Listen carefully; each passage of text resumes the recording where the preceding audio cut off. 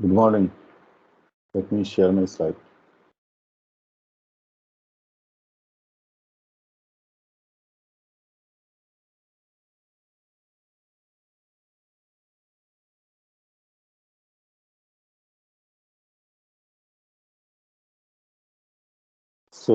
We continue our discussion on this Bayesian decision theory or Bayesian decision making process, and we will consider another framework under this theory, which considers the in general, it's a generalized framework of the decisions what you have taken.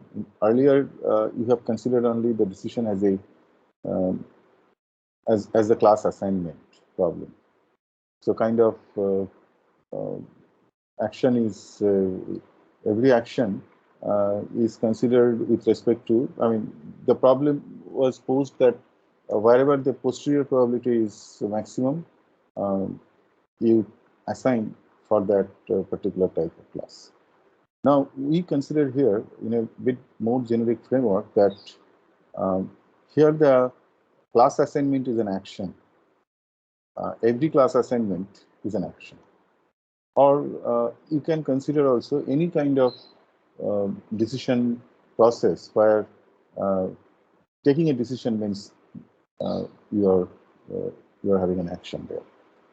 Now, uh, when we are considering, so it is something like that. You are evaluating that what are the probable states from your current state. What are the probable states, or from your current? I think the base condition. What are the possible states that you can arrive at, and then in that state, what are the possible actions you can take?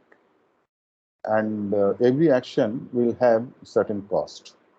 So finally, your decision making would be to take that action uh, which will have either if it is a loss, which will minimize the loss, or if it is a gain, then which will maximize the gain. So let us try to understand within this framework. Say, as I mentioned, that here we are considering class assignment is an action, and um, if we consider that ith class represented as Ci, if I assigning an input sample to that class, then I consider that's an say ith action, or which are denoting we are denoting here by the symbol AI. And consider that um, loss due to AI if X belongs to CK. Uh, so, so we are considering that in this case loss in this fashion. Suppose uh, X is originally X is in your target function. X belongs to CK, right? In your target function, X belongs to CK. X should be mapped to the kth class, but no, you are taking an action where you are mapping X to ith class. So there is a loss associated with it, and we are denoting it as a like earlier.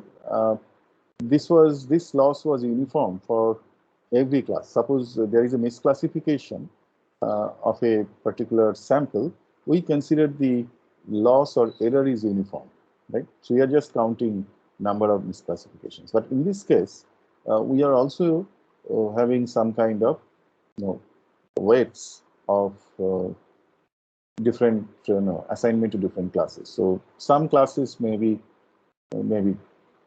quite similar to kth class, and maybe loss is less. In some classes which are very distinct, maybe loss will be more, something like that. So first thing what you should consider that if we take the I action, that means you assign it to Ci, then what is the expected risk? So expected risk in the sense that you know that posterior probability distribution for every class. So again, that posterior probability becomes the probability of of your of the x belonging to that state. So expectation is, that is the probability distribution. See, over that probability distribution, what is the expected risk? So we can represent it in this form. Say, for the ith action, the expected risk is that you consider the probability of x for its belongingness to Ck. So what is posterior probability of Ck given x, and then the corresponding action Lik, loss Lik would be considered. So it is weighted average of Lik. As you understand that sum of posterior probabilities given an input should be equal to 1. So this is how it's, and also it's a probability, so we call it expected risk. So finally, your decision making would be done in this way, that you choose that action which will minimize this risk. Okay? So there are, suppose in this case, if you have n classes, you can have a set of n actions. Now for every action, if given an input data, you can compute this risk, and then you choose that action which will be minimal. Now that means you are, again, action means you are assigning x to that class here. So it is, you can see that ultimately, if a very special case where you keep all the losses uniform, all the misclassification losses uniform, and all the true classifications, correct classifications loss is 0. If you keep it in that way, then you will see that it is the same as what we did earlier, which means maximizations of posterior probability or MAP approach, by which we will be selecting an action. So that is what some of the cases we will be discussing, and that would also show that how generic is this framework, and those are the special cases. So you consider this particular loss function. For ith action, you see that if x belongs to, if the sample belongs to the class kth class, so if your I is k, that means your action is that you assign to that class also, then of course the loss will be 0. That is our intuition. And otherwise, it's a misclassification. So the loss is 1, which means it is uniform. So under this framework, if I compute this particular expectation of losses or risks, then you can just simplify this expression. You can see for every action, what is its expected loss. This expected loss will be, as you see that it is 0 for I equal to k. So you just sum all the posterior probabilities except the probability except the value at a particular value at I, right? So if it is truly, if it truly belongs to that class, right? So then this is equal to 1 minus probability of Ci given x, right? So that is the posterior of that. So this is the same as this, because sum, as I told you, sum of posterior equal to 1. So you have excluded only the, according to this loss function, you have excluded the posterior of ith class. So this function is this. So it means that if you are minimizing this risk, then which means over all I, you have to basically maximize the posterior probability over all I. So again, it is the same Bayesian inference this we can see.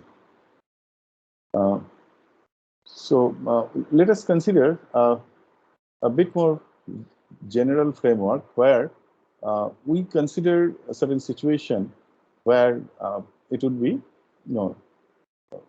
that means your posterior should be of posterior probability itself should be of sufficient strength. If it is not of sufficient strength, then it's a doubtful case, and you do not assign. That means you are additionally also you are including one additional action, which means no assignment. So it is not that you have to always assign to a class. You can also simply default. You can say no assignment. So we consider that let there be an additional k plus 1 action for rejection. Rejection means the sample is not assigned to any class. So in this case, we define the loss function in this fashion that you see that, I mean, the lambda is the kind of risk you are taking if you are not assigning a sample. Now, lambda should be less than 1, right? Lambda should be less than 1 because you are not taking any decisions. It's a doubtful case. And so the loss is not at par with misclassification. So that is the kind of intuitive understanding. And otherwise, the framework remains the same. If there is a class assignment, if there is a misclassification, the loss is 1. And otherwise, for true classification, loss would be 0. So once again, we can compute to the same expected. And there, we can see that same, we can, for I not equal to k plus 1, you have the same value. But whenever you consider the k plus 1th action, then you have to choose basically the lambda, that is the loss. Lik becomes lambda for k plus 1th action, and irrespective of any class assignment, this lambda should be there, right? So which means your risk is lambda. That is just theoretically you can also show it, which is also from our intuitive sense we understand that no assignment means the risk is lambda. So now you understand that the problem of minimization becomes that it is maximization of the posterior, but posterior should be at least greater than 1 minus lambda, right? This posterior should be otherwise, if the lambda is minimum, then then whatever value of posterior is there, then you have to choose always lambda. So your decision would be something like this, that you should choose that particular action. If you choose AI, that means you can assign a class Ci to that X if you find that your posterior is maximum in that class, and also the strength of posterior is greater than 1 minus lambda. So now you understand that in this kind of decision making, we are actually computing the posterior probability. It is not just proportional to posterior, what you did earlier. So here you have to compute the posterior probability, and then only you can take this kind of decisions. And otherwise, no, you have to reject, or that means no class assignment. I think it is the same thing. So just to note down that, as I mentioned, the meaningful if lambda should be between 0 to 1, and if lambda is 0, which means you are always rejecting. That means you are not doing any class assignment. That's the extreme case. And if lambda is 1, which means you are always accepting the class. Some assignment will be there. Now, we discussed with respect to the risk loss function, but it can be also generalized with respect to the utility theory. It is the same framework, so I'm not going to elaborate here, because as you can see, instead of minimization of risk, here we maximization of the utility. Again, once again, you are doing the same way. You are computing the expectation. So far, no, this is one kind of, as I mentioned, that we have discussed about the Bayesian decision-making process, Bayesian theory, and then Bayesian inference mechanism. But there are other another interesting aspect I would like to also discuss here, I mean, which is not exactly the application of Bayes' theorem, or which is not exactly the Bayesian inference, if we say. But it is, you can see that under the similar probabilistic framework, we can also do the rule mining, and particularly there we can mine the association rules. So that I would like to discuss as a continuation of this particular topic. Now, let us understand what is meant by this association rule. So it is as simple as an implication. That means if X occurs, then Y happens, right? So once again, like a rule, no? Like you have the correspondent antecedent part and causal part. So it is there. It is so in that way, association is also depicting a rule, but it's a kind of context by which these associations are more understood. For example, a basket analysis for dependency on procurement of items X and Y. So you have many a times now you see in online shopping, when you buy something, so there are certain recommendations of other products. Now those are those recommendations, they come from this kind of analysis. So I mean, there are a lot of data of past procurements by which the system finds out that what is the probability that if you buy X, then also you will buy Y. So this is a kind of way. If it is quite high, then we recommend it, and we'll be basically discussing in the computational as a computational problem how to find out this kind of associations when you have this data of occurrences of X and Y over a number of events. So there are three useful measures which are in this context, which are used when we choose a particular association. Actually, the approach is a bit, if I say, but you can say it's a combinatorial problem. Suppose you have a set of attributes, say X and Y, they are representing attributes, right? They are random variables or attributes. Now you have a set of attributes. So now out of that set, you are finding out certain subset is implying, or there exists an association between some subset of that attribute set to another subset, right? So you have to find out that. So one way you can consider, because you have the data, one way you can consider that, okay, let us consider all possible type of combinations, though as you understand that is prohibitively exploring computationally expensive, and you cannot really do that. But from the understanding point of view, let us consider you are being allowed to do that. So randomly choose any combinations, right? Any kind of subset, and then you find out from your data sets, right, whether there is an association. Now, for that, whether there is an association, what you can do, you can measure, you can use certain measures. That means you observe how many times they are occurring jointly, etc., and what are the fraction of times they are occurring, etc., etc. So there could be different ways you can approach this particular problem for establishing, if I give you two subsets, whether there exists an association or not. So that problem is easier to handle than I said that find out which two subsets are associated. Right? So I give you two subsets and I ask you that whether they are associated. So you can see that it has that NP-complete problems flavor. So it is really NP-hard problem.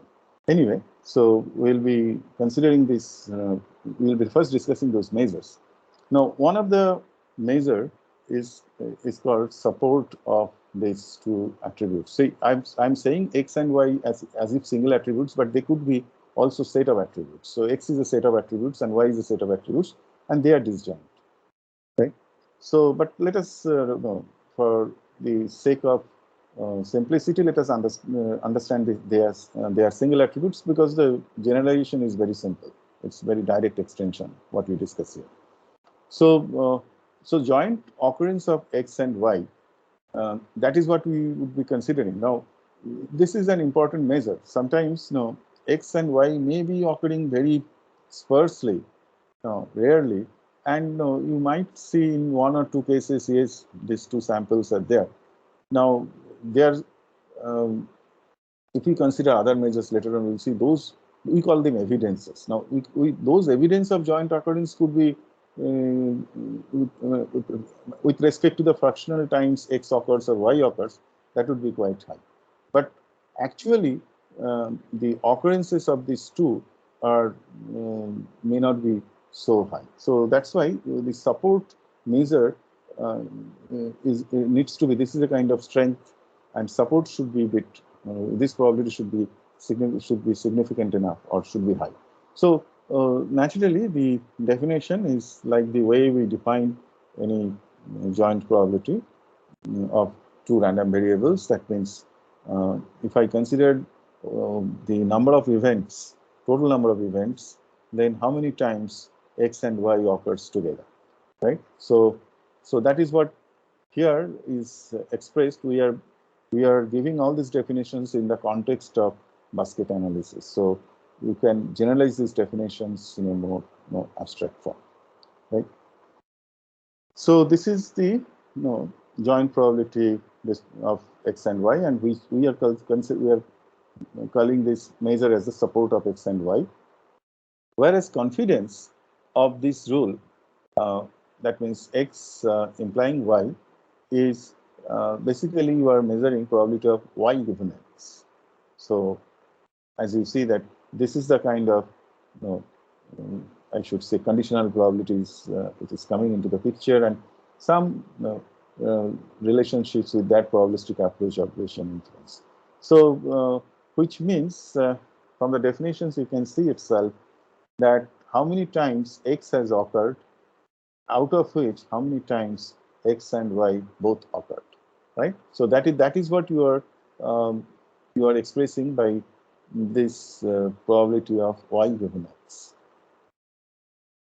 So this is the definitions here with respect to this basket analysis, that number of customers they bought X and Y both, and number of customers of X only.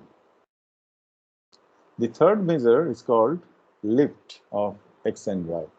Now you see that I have just given it in the abstract form, that you see that it's a ratio of two quantities. In the numerator is joint probability of X and Y, and in the denominator is you have the product of probabilities of X and probability of Y. Or you can also apply the Bayes theorem, and you can see that you can express it in this form: probability of Y given X divided by probability of Y, as if the confidence per occurrences of Y. Or you can also write, which is not mentioned here. That's why I told that this causal relationship is very causal relationship is not really, you should not consider them as a causal when you are using this conditional probability, because you can also write it as you see that probability of X given Y divided by probability of X. So that also you can write. So, but anyway, with respect to this implications point of view, we interpret this definition in this fashion. So can anyone tell me that what is this is trying to measure, this lift, what it is trying to measure?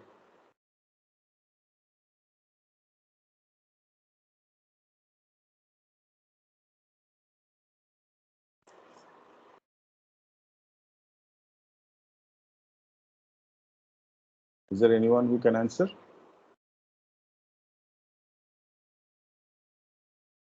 You have some idea that what lift is actually measuring?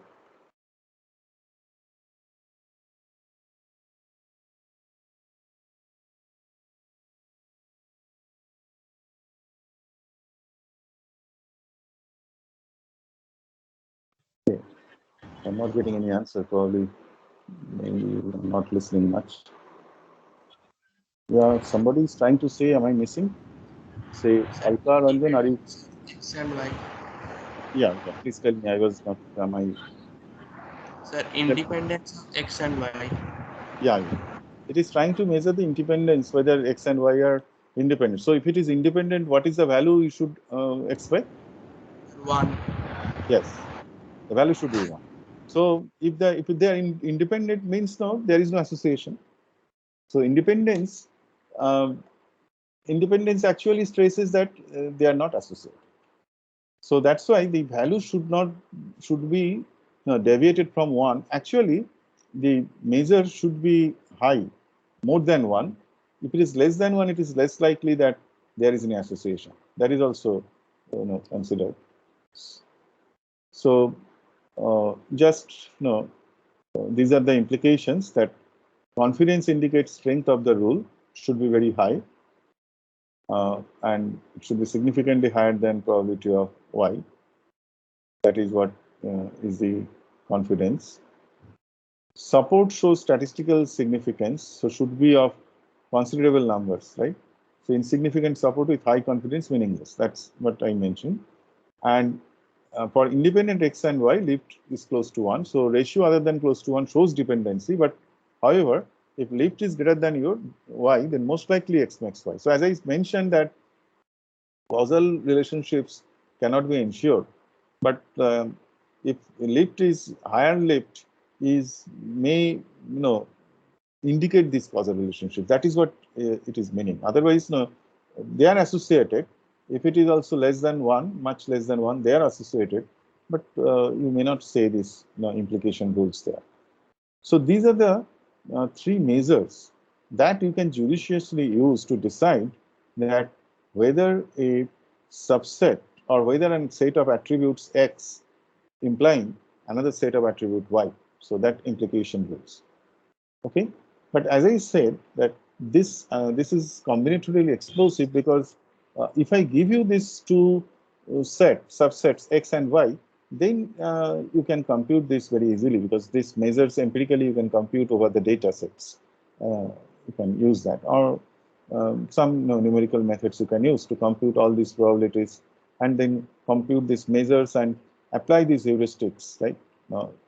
If you find confidence is high, if you find support is high, if you find lift is more than 1, then you can decide all 3s are indicating that probably there is association, and you can take that.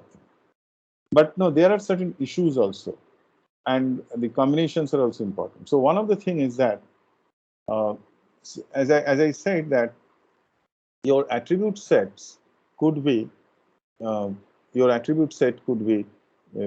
could be a set of attributes. Particularly in your left-hand side, it's a joint occurrence of all these attributes. Say in the right-hand side, in the consequent part, you can make it disjoint operations. But the left-hand side operation is very important, because they are different. If I say x, z implying y, naturally x will also imply y, and z will also imply y.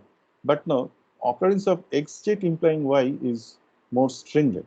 Yeah, more stringent. It's not naturally, sorry. XZ needs to be considered there instead of that. So it's possible to generalize association among more than 2 variables. So there are 2 steps. One step is that so you use certain kind of greedy heuristics while finding out possible candidates. And first thing what you do, that since you require that your support should be high, so rather you would concentrate on more frequent item sets. So you choose those subset of attribute, that subset of attribute which consists of the which consists of those values which are occurring more often. So actually, I was talking about attribute. It is basically the values of attributes. Those are here associated. So that you have to consider here. So those which have enough support, and converting them to rules with enough confidence. So by splitting the items into 2, as items in the antecedent and items are to be considered. So you consider the frequent item sets, and then that set you split them. That set you split them. That also you can do gradually. You can have an ordering of its occurrences, and you can slowly build up the rules. That means first you try to make the consequent part only say the antecedent part, because antecedent you will be composing and consequence will be checking one by one. So in the antecedent part, you are taking certain subset with a single item, for example. and you just find out that which are having enough support and or rather evidences, and then you shift one of the consequent part to that part. So let me give you this algorithm. So the step one is that this algorithm is called a priori algorithm, and it finds the frequent item sets, that is those which have enough support. So which means you start searching for combinations with lower cardinalities, say with one item, and then you find out two items like this, and the remove supersets in the combinations which are not in the list of lower cardinality sets, right? So you can remove those combinations. So if X is not frequent, so do not search for any combination with X. That means it says that when you are searching the combination of attributes, they are consisting of those frequent items, and they are consisting of those sets which are frequently occurring, right? So this is what it is considering, and it requires n+1 passes for searching largest n item set together. So this is the kind of first set, and then with those item sets, you convert them as a rule, as I said, which means you have identified the joint occurrences of those items. Now among them, whether there is any implications among them, there are two partitions or two subsets, whether there is any implications. That is what is your observation. That is the step two. So in step one, you are collecting those attributes or the values of those attributes, if I say, and in the step two, you will be basically splitting them into two as items in the antecedent and items in the consequent. So here also you grow the antecedent part from single item to a multiple item. So for every item set, as you said, split, keeping all but one in antecedent and one item in okay, sorry. So in the antecedent part, you are taking the whole thing. That is more harder constraint. So if you don't get it, then you reduce it for the less number of items. So for k item sets, k-1 items in antecedent and one item in consequent, and remove those rules which fail the test of confidence. So it is basically the evidences it is talking about, and also you can use lit here also. In every pass, reduce antecedent part and increase the consequent part. So in this way, you are iterating, and finally, where you get the rules with larger consequent part. So those are the rules that you will be using. I think this algorithm, yeah. So you can get the details of this algorithm in this reference, right? So it was proposed in 1996. You can read also Alperin's book where this is discussed. So just to summarize this particular topic on association rule mining of association rule mining. So as I was mentioning, that association again does not mean that there is a causal relationships. So that you should note down. And there may be hidden variables acting in the process which are not identified, which means that you are only operating with what is visible to you. Now, some of them are related with some hidden variable, and those dependencies are not expressed, so they may not be reflected in your data sets. Say for example, we have association among diapers, baby food, and milk. That may be established, but their hidden variable is something like baby at home, right? That variable is not reflected here. Anyway, so with this we have more or less discussed about these different topics under this Bayesian inference scheme, inference mechanism, and I will be just summarizing them. In fact, this topic will continue because we will also consider the other approaches. Particularly, we have so far discussed mostly on discrete variables, discrete random variables, and using them we have shown some examples of estimation of these likelihoods or posteriors or priors. So we considered that. But in the continuous random variable, those estimations are quite different. And in an arbitrarily large data also, we have a different kinds of estimation techniques. Particularly, there are two approaches. One is, say, parametric approach and non-parametric approach, or instance-based approach.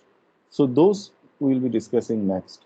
So just to summarize this particular topic, whatever we have discussed under this topic, that as you see that the Bayesian inference is means actually what you are with respect to the class assignment problem, you are computing the posterior probability of class given X.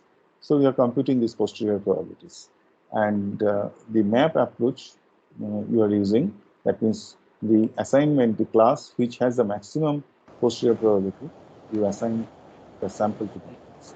So that is the essence of Bayesian inference.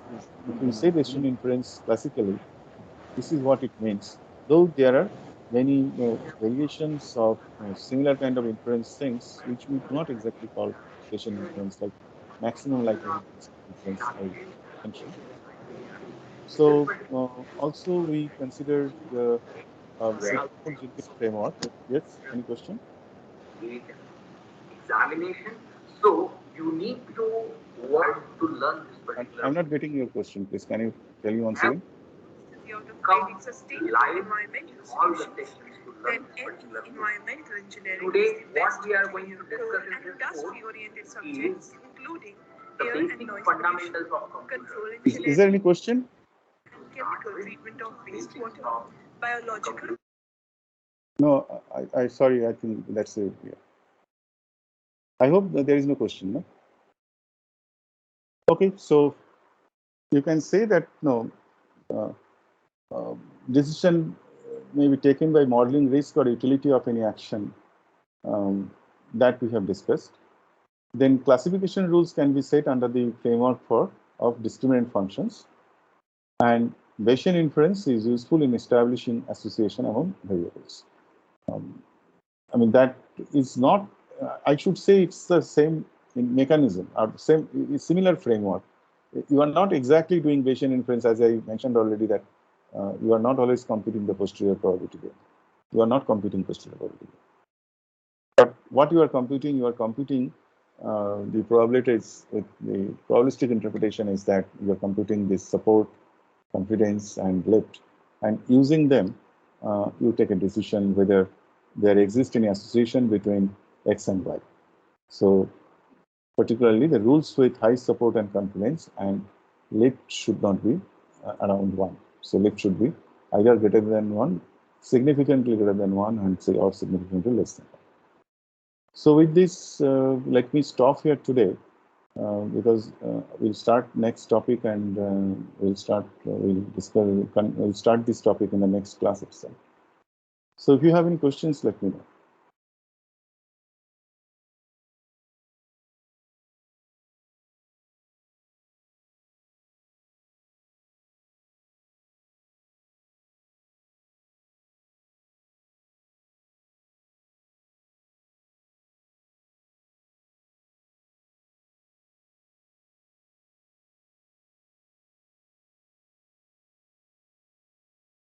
So any question? Okay, fine. So in that case, we'll meet again next week on Wednesday. Thank you very much.